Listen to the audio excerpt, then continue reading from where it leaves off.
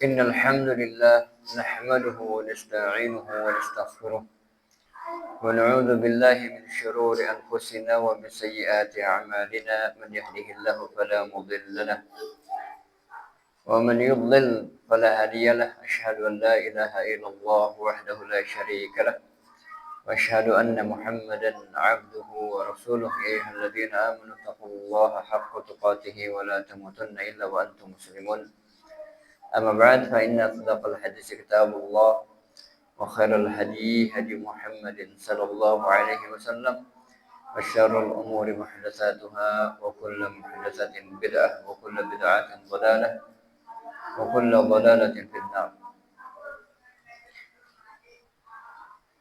Ma'asyiral muslimin, a'adzani Allah wa iyyakum. Insyaallah kita melanjutkan kembali kajian kita dari kitab Tauhid yang ditulis oleh Syekh Muhammad bin Abdul Wahhab rahimahullah taala dengan syarahnya dari Syekh Shalih Al-Fauzan hafizahullah. Dan kita memohon kepada Allah Subhanahu wa taala agar Allah Subhanahu wa taala memberikan kepada kita manfaat dari apa yang kita baca dan apa yang disyarahkan oleh Syekh Shalih Al-Fauzan dari kitab yang mubarak ini, sehingga apa yang kita dapatkan dari manfaat kitab ini dapat memberikan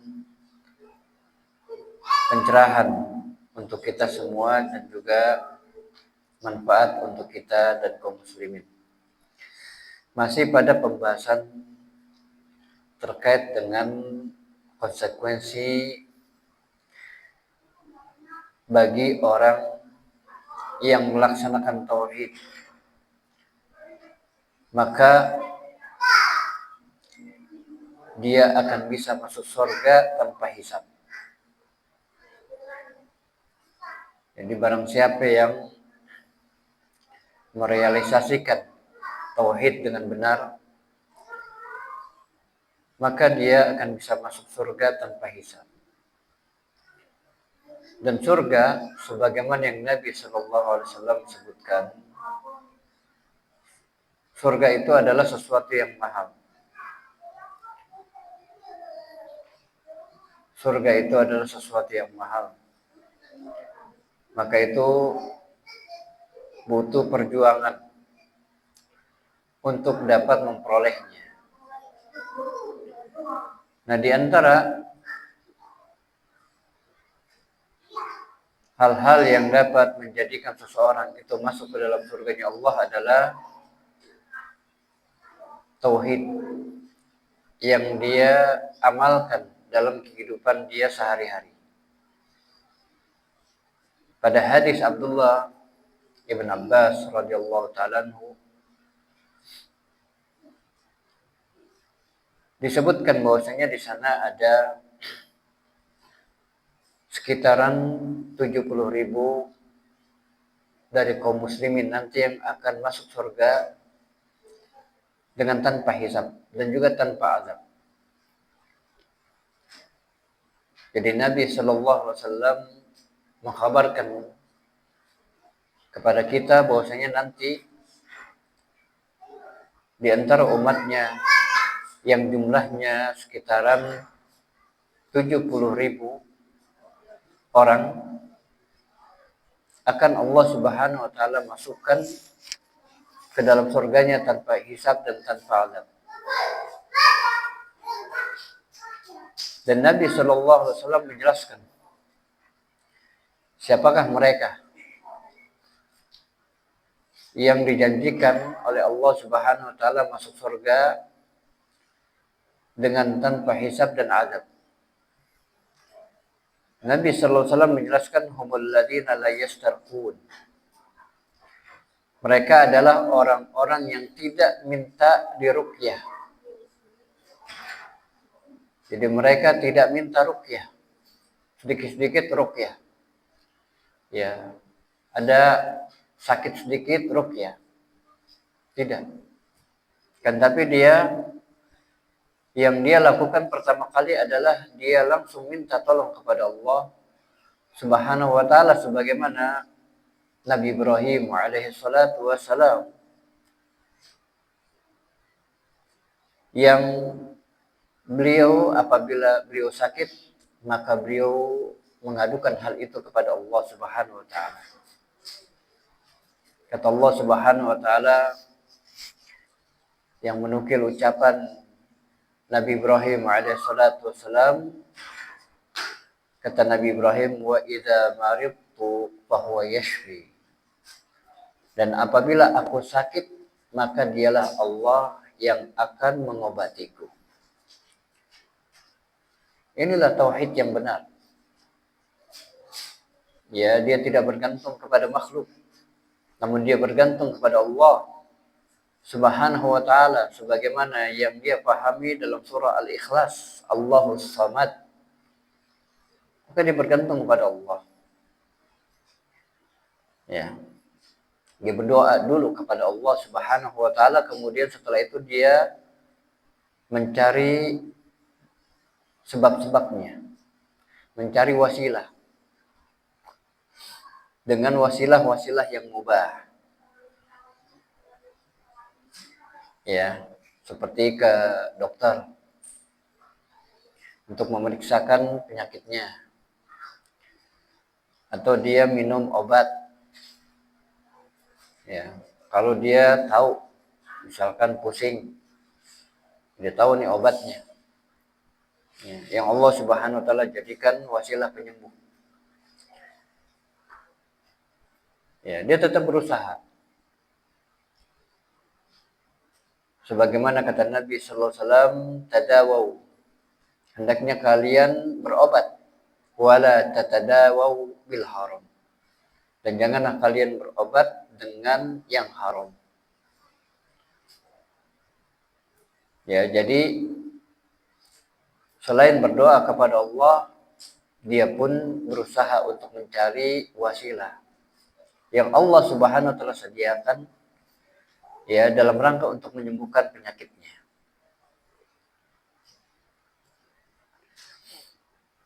Namun yang dia lakukan pertama kali adalah dia berdoa kepada Allah. Dia berdoa kepada Allah, dia minta kesembuhan dari Allah Subhanahu wa taala. Dan kalau misalkan Allah Subhanahu wa taala sembuhkan, maka dia tidak sandarkan kesembuhan itu kepada selain Allah. Dia sandarkan kesembuhan itu kepada Allah Subhanahu wa taala. Kemudian walayak tawun, dan mereka tidak berobat dengan kai. Ya, tidak berobat dengan kai. Itu cara pengobatan dengan menggunakan besi panas. Ya, dengan menggunakan besi panas. Ya, kalau sekarang mungkin dengan laser, ya.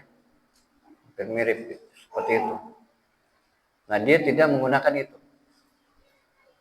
Tidak berobat dengan menggunakan besi panas. Wala yatatayyarun, dan mereka tidak tatayyur.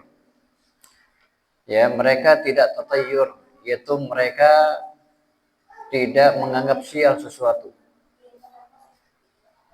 Ya, dikatakan tatayyur karena mereka menisbahkan keberuntungan dan kerugian, kemudian menisbahkan hari baik dan hari sial, ya, dengan menggunakan arah burung ketika terbang. Ya, ketika dilepaskan, misalkan arah burung itu terbangnya ke kanan, maka mereka melakukan aktivitas yang mereka inginkan. Namun kalau misalkan burung itu terbangnya ke kiri, maka mereka tidak jadi mengerjakan apa yang mereka sudah niatkan. Ini yang dilakukan oleh orang-orang Arab jahiliyah dahulu. Tatayyur. Atau kita biasa mengatakan dengan menganggap sial sesuatu. Ya. Dan dikiaskan dengan yang lainnya selain burung. Seperti misalkan, ya, ketika kita sedang membangun hotel misalkan, kita hilangkan, ya, itu nomor hotel, misalkan nomor hotel 13. 11, 12 langsung 14. 13-nya nggak ada. Ditanya kenapa 13 nggak ada? 13 adalah angka sial. Ya. Atau hal-hal yang lain. Dia tidak menganggap sial sesuatu. Ya, bahkan dia beriman terhadap qada dan qadar Allah. Beriman dengan ketetapan Allah dan takdir Allah Subhanahu wa taala. Apapun yang terjadi, yang dia alami, maka itu semua adalah takdir Allah Subhanahu wa taala yang memang tidak bisa dihindarkan. Kalau misalkan itu takdir buruk, maka dia akan bangkit berusaha untuk mencari takdir yang baik. Karena takdir Allah Subhanahu wa taala ada dua, yaitu takdir baik dan takdir buruk. Ya. Kemudian yang terakhir, wa 'ala rabbihim yatawakkalun. Dan mereka bertawakal kepada Rabb mereka. Mereka senantiasa bertawakal kepada Rabb mereka, yaitu setelah mereka berazam, setelah mereka memiliki niat yang sungguh-sungguh untuk mengerjakan sesuatu, ya, kemudian setelah itu dia kerjakan dan hasilnya diserahkan kepada Allah. Sebagaimana kata Allah, fa idza azamta fatawakkal 'ala Allah. Dan apabila engkau telah berazam, bertekad kuat, ya, sudah merencanakan sesuatu, ya, sudah dihitung-hitung, bertekad kuat, dilihat maslahat dan mudaratnya, dan maslahatnya jauh lebih besar daripada mudaratnya, maka dia kerjakan. Namun dia serahkan hasilnya kepada Allah Subhanahu wa taala. Karena Allah Subhanahu wa taala dialah zat yang mengetahui apa yang akan terjadi setelahnya. Kita nggak tahu. Ya, kita hanya berusaha. Ya. Maka orang-orang yang seperti ini, yang memiliki ciri-ciri seperti ini, mereka adalah orang-orang yang akan Allah Subhanahu wa taala masukkan ke dalam surganya tanpa hisab, tanpa adab. Dan jumlah mereka sebagaimana yang Nabi sallallahu alaihi wasallam sebutkan ada 70.000 orang. Ya, 70.000 orang. Semuanya mereka merealisasikan tauhid dengan benar. Ya. Maka dari itu, melalui bab ini terdapat pelajaran yang sangat banyak sekali. Ya, di antaranya bab ini mendorong kita untuk senantiasa bertawakal kepada Allah Subhanahu wa taala. Dan juga berusaha mencari sebab-sebab yang dapat memberikan manfaat itu kepada kita, dengan menyandarkan hasilnya kepada Allah Subhanahu wa taala. Ya, dengan menyandarkan hasilnya kepada Allah. Karena terkadang kita lupa. Kita telah berhasil melakukan sesuatu, lalu kita senang, kita gembira, lalu lupa menyandarkan hasilnya itu kepada Allah. Dengan bangga kita menyatakan, iya dong, itu hasil jerih payah saya. Itu hasil belajar saya semalam. Hasil ini dan itu. Padahal Allah Subhanahu wa taala yang memudahkan dia. Ya, Allah Subhanahu wa taala yang memudahkan dia untuk apa? Untuk mendapatkan hasil itu.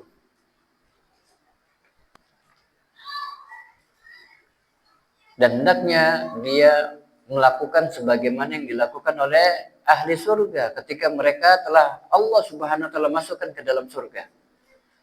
Mereka semua mengatakan alhamdulillahilladzi hadana li hadza wa ma kunna linahtadiya laula an hadanallah. Ya. Kata mereka para penduduk surga, ketika mereka masuk ke dalam surga, mereka semua mengucapkan alhamdulillah. Segala puji bagi Allah yang telah memberikan kepada kami hidayah ini. Kalaulah bukan Karena Allah Subhanahu wa taala memberikan hidayah kami sehingga kami bisa masuk dalam surganya Allah, maka kami tidak akan mendapatkan hidayah. Nah, begitu juga dengan kita. Apabila kita telah berhasil, maka kita sandarkan keberhasilan itu kepada Allah. Ya. Kita sandarkan keberhasilan itu kepada Allah Subhanahu wa taala. Jangan kita berbuat seperti Qarun. Tahu Qarun? Qarun tahu Qarun? Ya. Orang yang secara zahirnya sukses pada zaman siapa? Zaman Nabi Musa. Ya, orang ini tergolong memiliki harta kekayaan yang sangat melimpah. Sampai-sampai kunci perbendaharaan hartanya itu, ya kalau zaman dahulu kan kuncinya pakai kayu ya. Kalau sekarang mah enak. Ya pakai remote juga udah kunci. Kalau dulu kan enggak. Itu diangkut oleh 7 orang yang berbadan kekar. Taruh brok gitu. Ya. Nah, si Qarun ini karena dia melihat kepada dirinya, dia melihat bahwasanya dirinya telah berhasil. Ketika diingatkan oleh teman-temannya, oleh para pengikut Nabi Musa alaihissalatu wassalam agar jangan takabur, jangan menyombongkan diri di muka bumi ini. Apa jawab Qarun? Innama utituhu ala ilmin indi. Saya diberikan ini semua yang kalian lihat dari harta kekayaan yang saya miliki ini karena hasil usaha saya. Karena kecerdasan saya, karena ilmu saya. Innama utituhu ala ilmin indi. Ya. Jadi kalau antum, terutama para santri, kalau diberikan kecerdasan, maka jangan takabur dan jangan merasa tinggi. Hendaknya tetap tawadhu dan sandarkan itu kepada Allah Subhanahu wa taala. Dan jangan rendahkan orang yang di bawah kita, jangan. Karena yang memberikan ilmu, memberikan kecerdasan siapa? Allah. Hukum asal manusia pintar atau bodoh?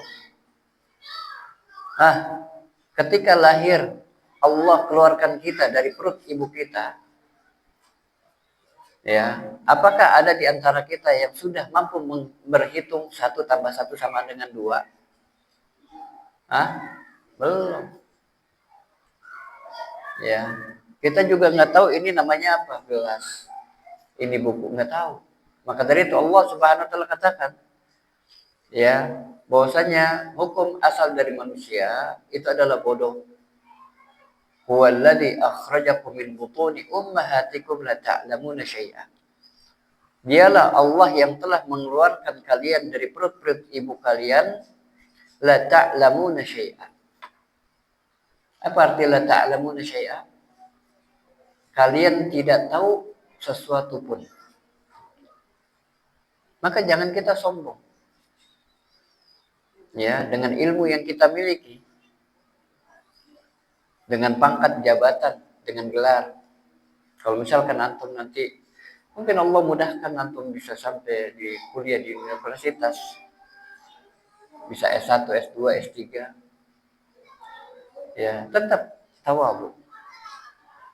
Dan jangan rendahkan orang yang di bawah kita. Dan jangan pilih-pilih majelis. Kalau antum nanti sudah jadi dai, jangan pilih-pilih majelis. Ah, ini majelis ini nih, majelis orang-orang kaya nih. Ya.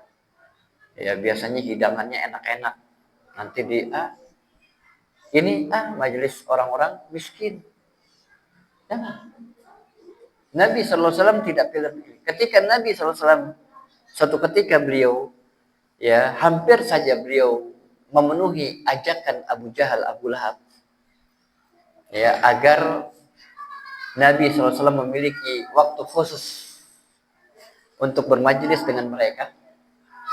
Jangan sertakan orang-orang miskin. Lalu Allah Subhanahu wa taala turunkan kepada nabinya alaihi salatu wasallam surat apa? Surat Abasa wa Tawalla. Surat Abasa wa Tawalla.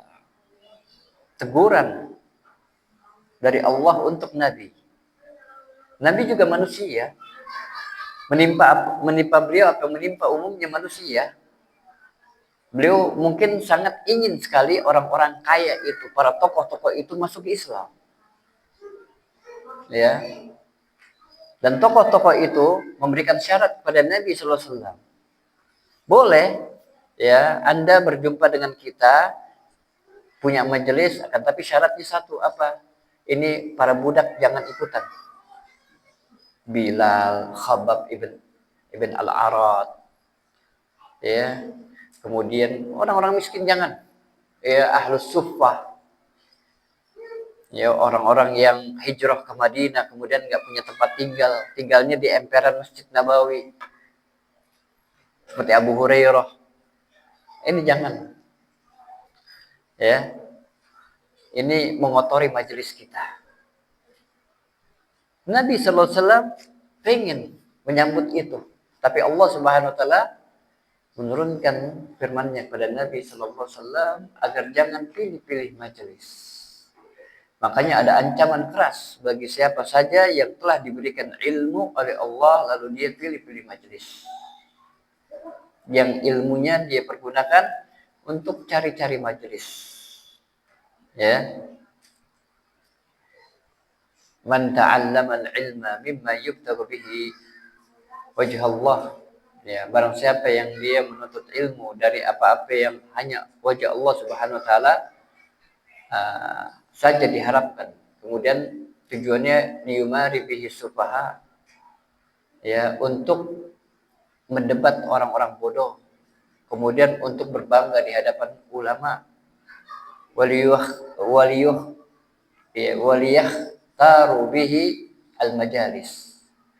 Ya, dan untuk mencari-cari majelis, untuk memilih-milih majelis. Kata Nabi, an-nar, an-nar. An-nar, an-nar. Ya. Maka jangan seperti itu. Jadi intinya kalau kita diberikan kesuksesan oleh Allah Subhanahu wa taala, maka jangan lupa sandarkan hal itu kepada Allah Subhanahu wa taala yang telah memudahkan kita. Untuk kisah yang tadi yang disebutkan oleh Ibnu Abbas, di sana ada banyak sekali faedah-faedah ilmu, pelajaran-pelajaran. Di antaranya hirsus salaf 'ala al-ikhlas wa shiddat ibti'adihim 'anir riya. Ya. Yaitu kesemangatan kaum salaf untuk mengamalkan keikhlasan. Kesemangatan kaum salaf untuk mengamalkan keikhlasan, ya, dan usahanya untuk menjauhkan diri mereka dari riya. Dari riya. Jadi kaum salaf itu mereka sangat berusaha sekali untuk berlaku ikhlas di dalam amal. Dan ikhlas kira-kira mudah atau susah?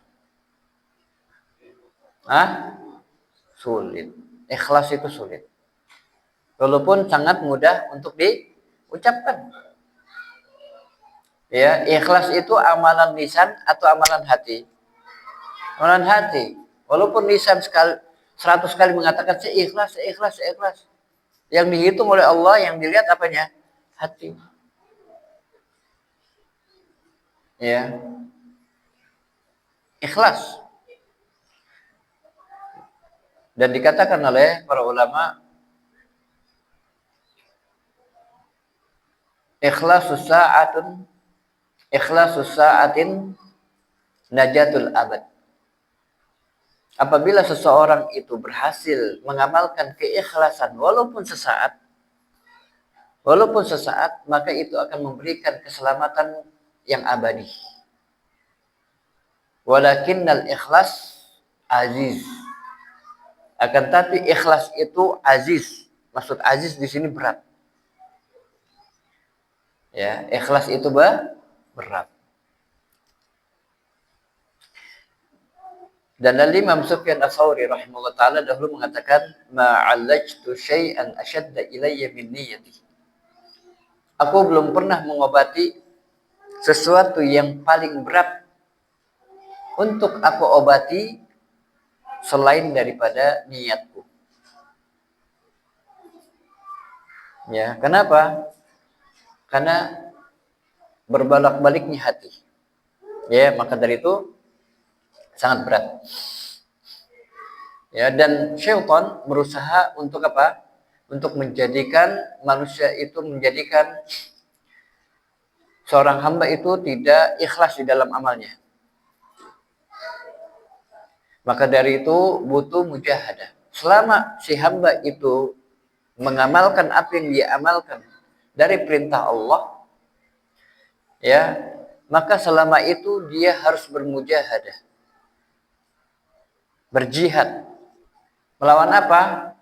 Melawan waswas syaitan. Melawan waswas syaitan. Awal dia punya niat ikhlas. Syaitan nggak tahu karena ini amalan hati. Ya, lalu dia mulai berdiri sholat. Berdiri sholat. Nah, syaitan masuk. Dia berusaha merusak sholatnya dengan apa? Dengan riya. Dengan riya. Maka seketika itu, ketika kita sudah mulai sholat, maka kita berjihad melawan waswas syaitan tadi. Maka dari itu Nabi SAW ketika ditanya, siapa itu mujahid? Siapa itu mujahid? Kata Nabi SAW, man jahada nafsahu fi ta'atillah. Yaitu orang yang berjihad, menarik jiwanya untuk taat kepada Allah. Dan taat kepada Allah yang paling tinggi derajatnya adalah ikhlas. Ikhlas. Makanya Allah perintahkan, wa ma umiru illa liya'budullaha mukhlishina lahuddin. Allah yang perintahkan kita untuk berlaku ikhlas. Ya. Dan kaum salaf kita dahulu mereka berusaha sekali untuk berlaku ikhlas. Dahulu ada cicitnya Nabi. Ya. Disebutkan oleh para ulama, jadi cicitnya Nabi ini suka bersedekah secara sembunyi-sembunyi. Memberikan makanan kepada kaum fakir miskin dan kepada para janda. Nah, fakir miskin dan para janda ini mereka mendapatkan makanan itu tanpa mengetahui siapa yang memberikan makanan itu pada mereka. Jadi ditaruh kemudian ketuk pintu kabur. Pas dibuka, ada makanan, ada gandum. Dan itu berlangsung lama. Tanpa ada yang mengetahui siapa orang yang mengirimkan makanan itu. Sampai pada akhirnya cicit Nabi SAW ini wafat. Dan orang-orang yang memandikan merasa aneh dengan tanda hitam yang ada di pundaknya. Ya, pundak sebelah kanan dan pundak sebelah kiri. Merasa aneh. Apa ya? Ini kenapa ya? Gitu. Nah, tapi belum terbongkar itu rahasianya. Dah, dimandikan, selesai, dikafankan, sholatkan, dikuburkan. Biasanya menjelang sore atau setelah maghrib, makanan itu ada. Ini setelah maghrib tuh nggak ada makanan. Nggak ada makanan lagi. Ditunggu sehari, 2 hari, nggak ada lagi. Nah, taulah setelah itu mereka ya, bahwasanya yang biasa mengirimkan makanan kepada mereka adalah cicitnya Nabi Sallallahu Alaihi Wasallam tersebut. Coba bayangkan, dia bisa menyembunyikan amalnya ini bertahun-tahun. Ya, bertahun-tahun dia tidak mengatakan, nah saya ini. Enggak. Dia sedekah rahasia dia. Sedekah rahasia. Tanpa Ya, orang yang menerimanya tanpa mengetahui siapakah yang memberikan sedekah itu kepada mereka. Gitu. Nah, inilah kaum salaf kita. Ya, betul-betul mereka menjaga keikhlasan. Menjaga keikhlasan. Kita juga berusaha. Ya, berusaha beramal semata-mata karena Allah Subhanahu wa taala. Ya, jangan kita beramal untuk mencari pujian manusia, jangan. Ya, kita sudah berinfak. Alhamdulillah ada infak. Ya, saya alhamdulillah telah berinfak hari ini untuk masjid. Ya, sebesar 20 juta. Diupload dengan mengatakan alhamdulillah Allah mudahkan saya untuk bisa berinfak untuk membangun masjid, mudah-mudahan Allah Subhanahu wa taala seterusnya. Ini jangan. Ya, jangan dilakukan. Kalau mau infak aja. Ya, nggak usah diumumkan. Kecuali zakat. Sebagian ulama membolehkan zakat itu secara terang-terangan. Ya, dalam rangka untuk apa? Memberikan motivasi kepada orang-orang yang memang sudah masuk syarat untuk membayar zakat.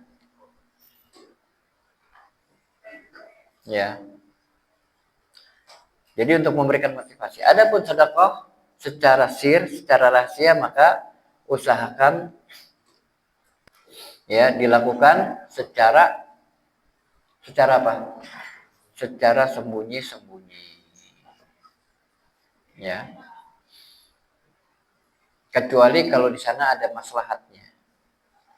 Contoh, Nabi Shallallahu Alaihi Wasallam pernah mengumumkan bahwasanya kaum muslimin sedang memerlukan harta untuk jihad fi sabilillah. Ya, mengajak para sahabat untuk berinfak. Infaknya infak sunnah, bukan zakat. Maka pulanglah Abu Bakar dan Umar. Ya, enggak berselang lama Umar keluar membawa harta yang banyak.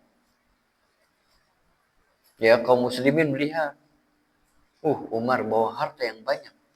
Kemudian Nabi SAW bertanya kepada Umar, ya Umar, wahai Umar, apa yang telah engkau tinggalkan untuk keluargamu dari harta ini?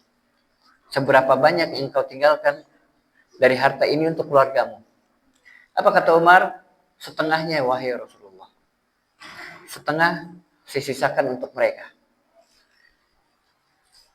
Enggak berselang lama, Abu Bakar keluar dari rumahnya membawa harta yang lebih banyak dari Umar. Kaum muslimin melihat lagi.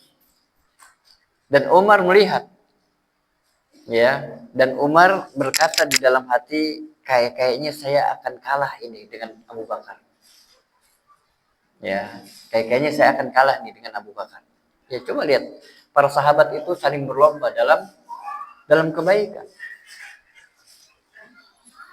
Kemudian Nabi SAW bertanya lagi pada Abu Bakar, wahai Abu Bakar, apa yang seberapa banyak yang engkau telah tinggalkan dari harta ini untuk keluargamu?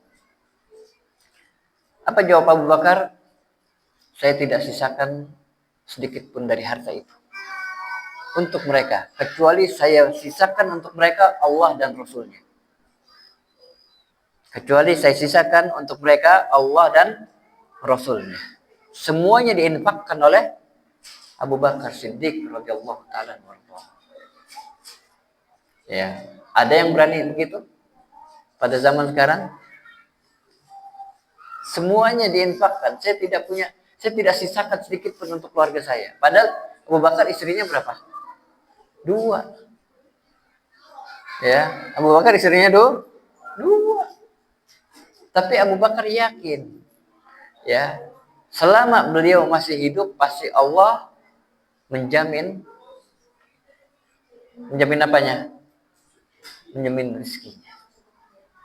Pasti. Ya, diinfakkan semuanya. Sebagai contoh. Dan ini membuat Umar radhiyallahu ta'ala anhu betul-betul tersaingi. Dan akhirnya beliau mengatakan, demi Allah, saya selama-lamanya tidak akan mampu untuk bersaing dengan Abu Bakar. Selama-lamanya. Ya. Karena para sahabat itu menjadikan dunia di luar hati mereka. Mereka tidak memasukkan dunia ke dalam hati mereka. Sehingga berat kita untuk berinfak, untuk mengeluarkan harta kita, untuk melaksanakan ibadah harta kita. Berat. Karena memang sifat manusia apa? Sangat cinta kepada dunia, kepada harta. Wa tuhibbunal mala hubban jamma, kata Allah. Dan kalian betul-betul sangat cinta terhadap harta dengan kecintaan yang sangat. Ya. Itulah sifat manusia. Makanya para sahabat ketika diturunkan ayat ini, mereka melepaskan cinta dunia itu dari harta mereka, dari hati mereka. Abdurrahman bin Auf ketika beliau pulang dari berdagang. Ya, beliau orang mana? Mekah, Quraisy. Ya, kebiasaan mereka apa? Berdagang. Nah, setelah pulang berdagang dan beliau membawa laba, keuntungan yang begitu banyak, ya, ditaruh di unta-unta, berapa unta, berpuluh-puluh unta, banyak di belakang. Itu hasil dagangnya Abdurrahman bin Auf. Kemudian beliau dicegat. Ya, beliau dicegat dengan mengatakan kaum muslimin sangat butuh harta untuk jihad fi sabilillah. Ya, apa yang dilakukan Abdurrahman bin Auf? Dia keluarkan sedikit atau dia lepaskan yang di belakang. Dia lepaskan semua yang di belakang. Dia sisakan ontak satu buat dirinya. Padahal baru pulang. Di belakang ada laba yang begitu banyak. Ya, kalau kita mungkin habis berdagang dapat laba banyak, wah udah kita tuh banyak tuh ya. Pengen ini. Mungkin juga Abdurrahman bin Auf mungkin iya, pengen ini.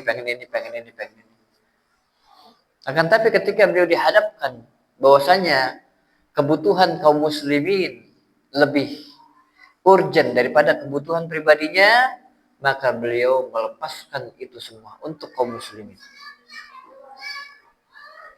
Ya, kata Abdurrahman bin Auf kepada orang ini, silahkan diambil semuanya, bawa untuk kaum muslimin, jihad fi sabilillah. Semuanya. Sisa satu onta. Berkah. Ya, para sahabat radhiyallahu anhum tidak takut miskin. Karena mereka berusaha melawan apa?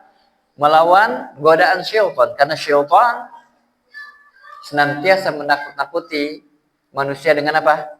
Dengan kefakiran. Inna syaitana ya'idukumul faqra. Kata Allah, sesungguhnya syaitan itu menakut-nakuti kalian dengan apa? Dengan kemiskinan.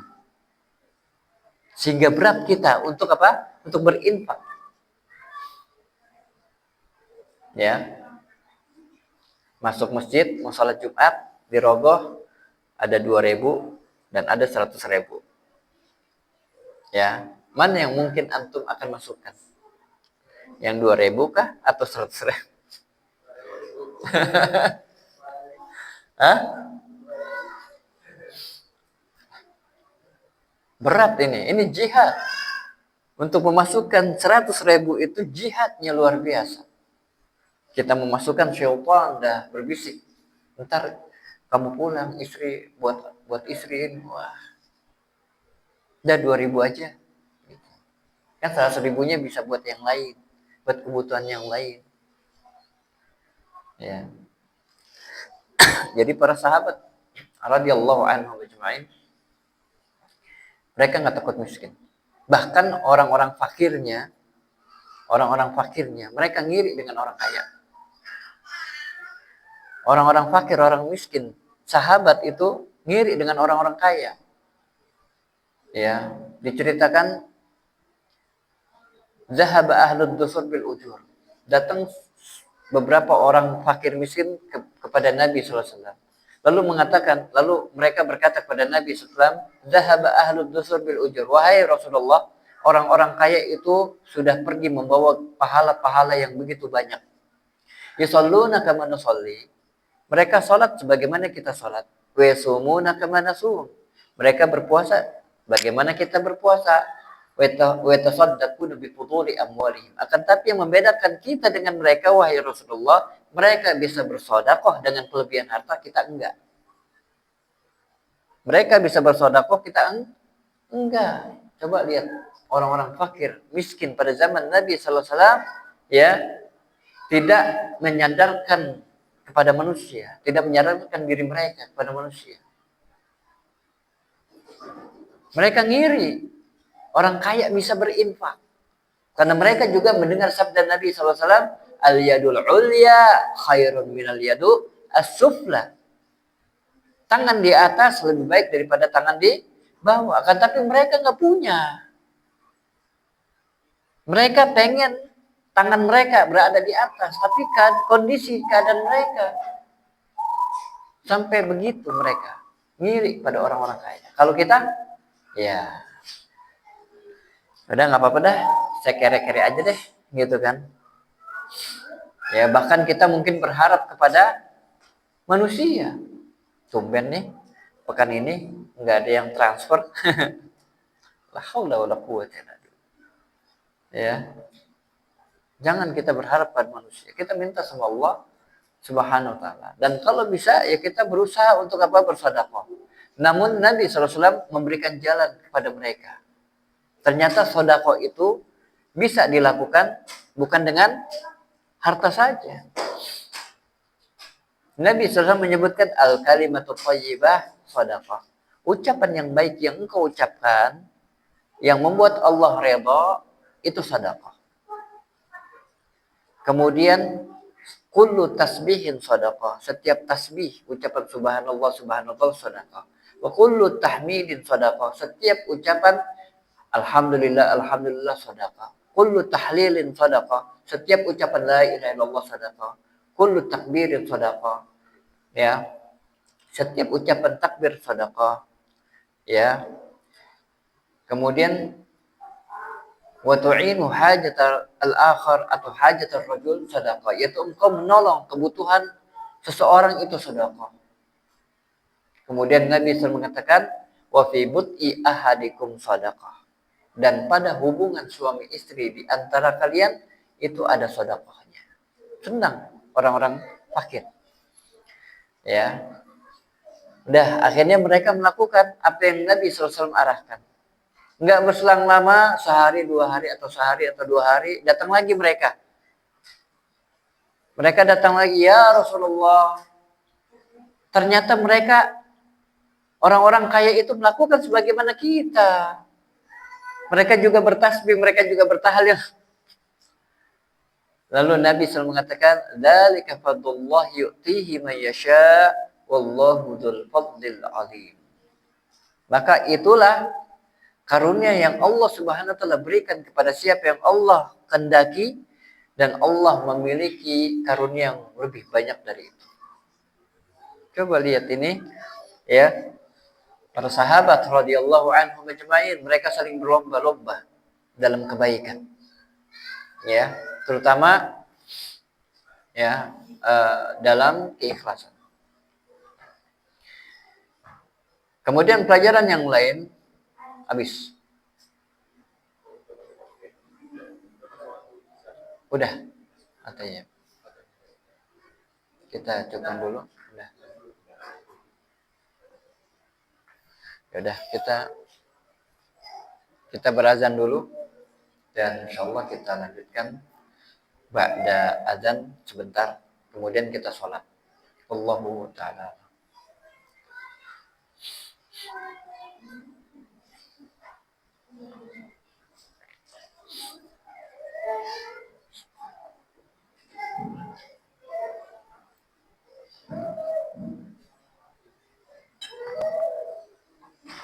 Allahu Akbar, Allahu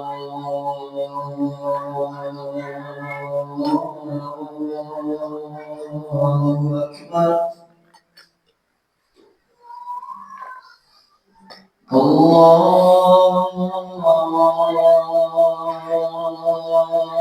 Akbar, Allahu Akbar.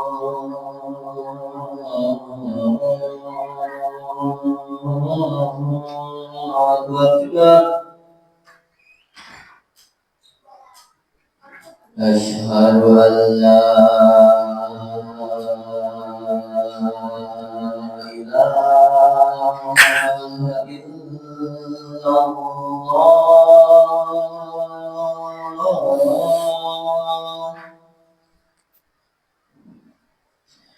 أشهد أن لا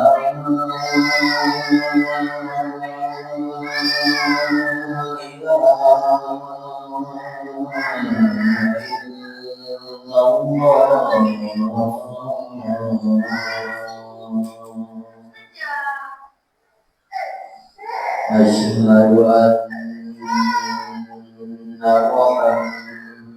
محمد رسول الله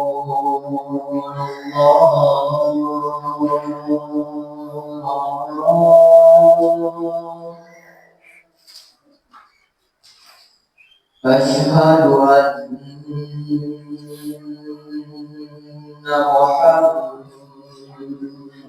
محمد رسول الله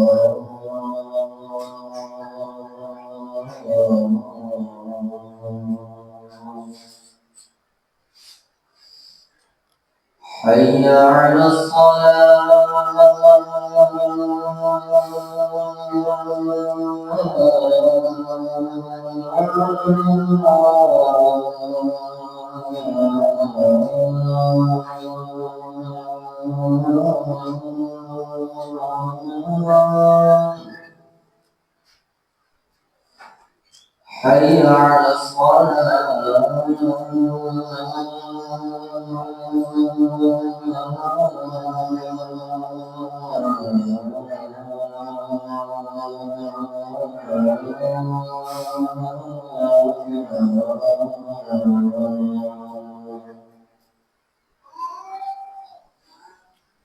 حي على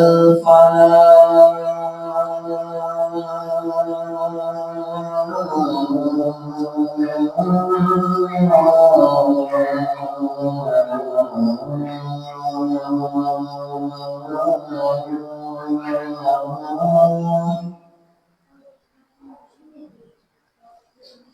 حي على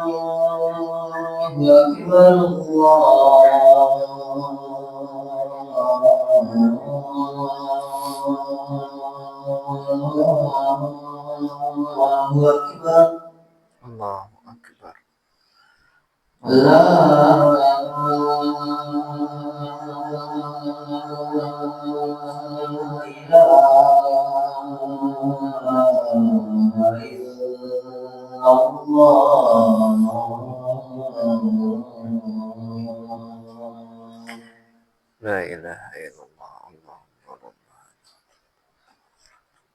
Akbar Muhammad.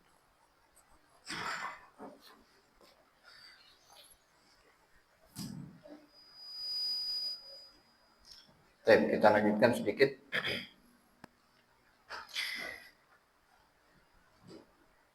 Di antara pelajaran lagi dari hadis yang disebutkan tadi,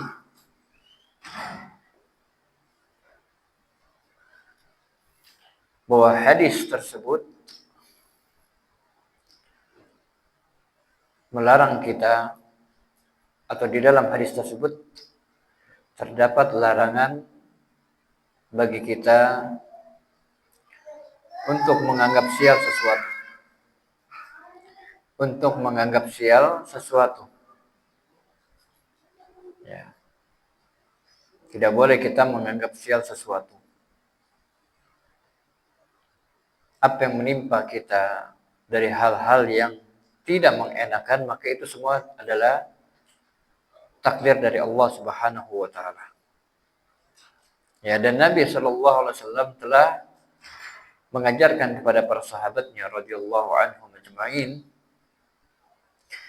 ya suatu doa yang bisa diucapkan apabila kita mendapatkan sesuatu yang tidak mengenakan. Kita ucapkan qadarallahu wa masya'a ala. Itu semua adalah takdir dari Allah, dan Allah Subhanahu wa taala Maha berbuat terhadap apa yang Allah Subhanahu wa taala kehendaki. Ya. Jangan mengatakan seandainya saya tadi ya nggak keluar rumah, ya tentunya saya nggak akan sosial ini. Tidak boleh. Ya, kan tapi ucapkan qadarallahu wa masya'a fa'ala. Bagaimana yang Nabi sallallahu alaihi wasallam ajarkan, karena semuanya yang terjadi di langit dan di bumi semuanya berjalan di atas takdir Allah Subhanahu wa taala. Apakah itu takdir yang baik maupun takdir yang buruk. Ya. Kemudian di dalam hadis tersebut terdapat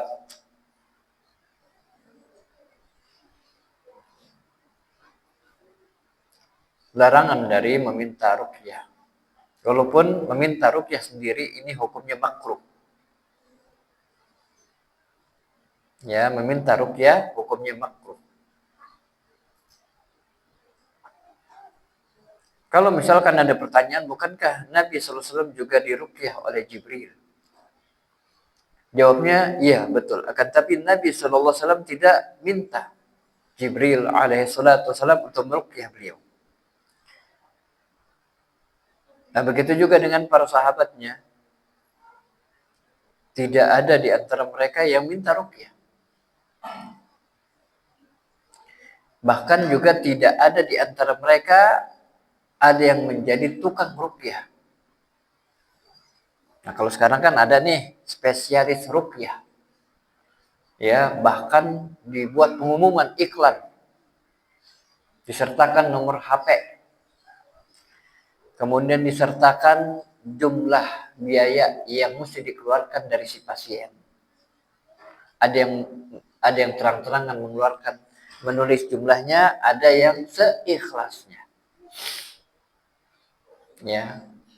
Loh, emang nggak boleh? Kata mereka kan gitu. Bukankah dulu para sahabat juga dikasih seekor kambing ketika ada seorang sahabat meruqyah kepala suku dan Allah Subhanahu wa taala sembuhkan. Kemudian setelahnya mereka diberikan apa? Diberikan kambing. Kita jawab bahwasanya para sahabat ya, mereka tidak menentukan dan mereka tidak menyebutkan bahwasanya mereka harus diberikan sesuatu. Ya.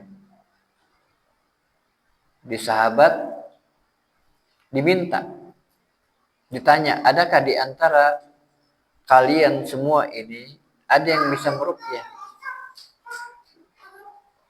Ya, ada yang bisa menyembuhkan karena kepala suku kita ini telah disengat kalajengking. Maka ada seorang sahabat menemui kepala suku tersebut, kemudian dibacakanlah surat Al-Fatihah. Dan Allah Subhanahu wa taala sembuhkan. Namun sahabat ini tidak terkenal sebagai tukang ruqyah. Ya, dan tidak ada di kalangan para sahabat yang menjadikan mata pencarian sebagai apa? Sebagai peruqyah, enggak ada. Ya, enggak ada. Nah, boleh kita diruqyah kalau kita ditawarkan. Ada orang datang pada kita, kita sedang demam, kemudian teman kita datang, kemudian teman kita menawarkan diri. Saya akan meruqyah Anda. Dan kita tahu teman kita ini adalah orang yang betul-betul menggigit sunnah Nabi Shallallahu Alaihi Wasallam. Maka dibiarkan. Sebagaimana Nabi SAW membiarkan Jibril alaihissalam meruqyah beliau. Ya. Jadi hukum asalnya jangan minta ruqyah. Minta ruqyah hukumnya apa? Makruh. Ya, walaupun tidak sampai kepada hukum haram. Kepada hukum haram. Ya. Dan masih banyak lagi pelajaran yang bisa kita ambil dari kisah yang Nabi SAW sebutkan tentang 70.000 dari umatnya yang akan masuk ke dalam surga Allah dengan tanpa hisab dan tanpa azab. Ya, mudah-mudahan kita masuk ke dalam golongan mereka.